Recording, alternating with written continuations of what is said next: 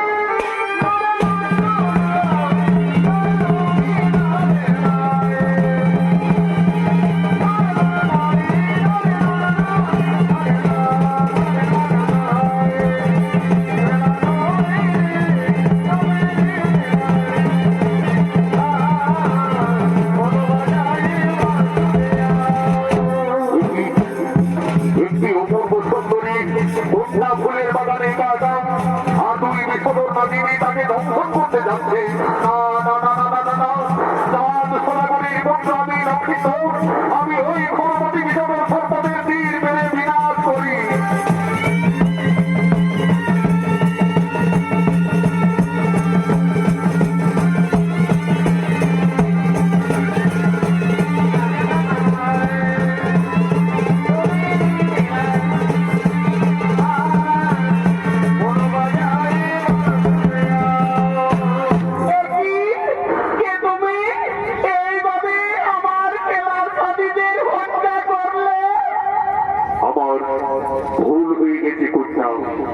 আমি ভেবেছিলাম ওই বিসর্জন নাগিনী বোন তোমায় ফুলের বাগানে দংশন করতে চলেছে, তাই আমি তীর মেরে হত্যা করলাম। তুমি জানো না আমার পিতার রাজ্যে সর্বহত্যা নিষেধ রয়েছে। যদি কেউ সর্বহত্যা করে তার শাস্তি ওই মৃত্যুদণ্ড। তাহলে আমার ভুল হয়ে গেছে কন্যা, এখন আমার কি হবে উপায়? কিন্তু ওই কন্যাকে ফুলের বাগানে দেখে আমার মনোপ্রাণ এত বিচলিত হচ্ছে কেন? প্রথম দর্শনে সে আমার মনোপ্রাণ করেছে হরণ। সে যেন আমার জন্ম জন্মান্তরের সাথী, কতদিনের পরিচয়। তাই তো ওই কুমারকে ফুলের বাগানে দেখে আমার মনোপ্রাণ এত চঞ্চল হচ্ছে কেন? আমার মনে পড়েছে একদিন স্বপ্নযোগী মা বিশ্বহরি আমায় বলেছিলেন, বেহুলা, যদি কোনোদিন ফুলের বাগানে কোনো রাজকুমারীর সঙ্গে দেখা হয় তাহলে জানবে সেই তোমার মনের মানুষ। তাহলে কি আজ আমার মনের মানুষ ফুলের বাগানে এসেছে? আমি যাই, আমি তার কাছে যাই।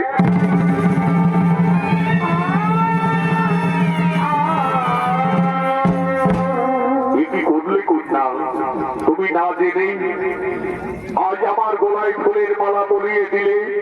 না কুমার, তুমি অপরাধী নও। তুমি যে আমার জীবন সাথী। আমাকে স্বয়ং দেবী মা মনসা স্বপ্নযোগে জানিয়েছিলেন, বেহুলা, বলেছিলেন যদি কোনোদিন ফুলের বাগানে কোনো রাজকুমারীর সঙ্গে দর্শন হয় তাহলেই বুঝবে সেই তোমার মনের মানুষ। কুমার, তোমার পরিচয়? আমি জম্পকনগরের মহারাজ জান সদাগরের পুত্র নক্ষিন্দর। কিন্তু তোমার পরিচয়? আমি নিছনি নগরীর রাজকন্যা পিতামর সাই সদাগর। আমি বেহুলা। সত্য সত্যি বেহুলা, এই যে দেবী দেবতাদের মিলন, প্রথম দর্শনে তোমায় আমি ভালোবেসে ফেলেছি বেহুলা। যেন তুমি আমার কতদিনের পরিচয়, জন্ম জন্মান্তরের সাথে।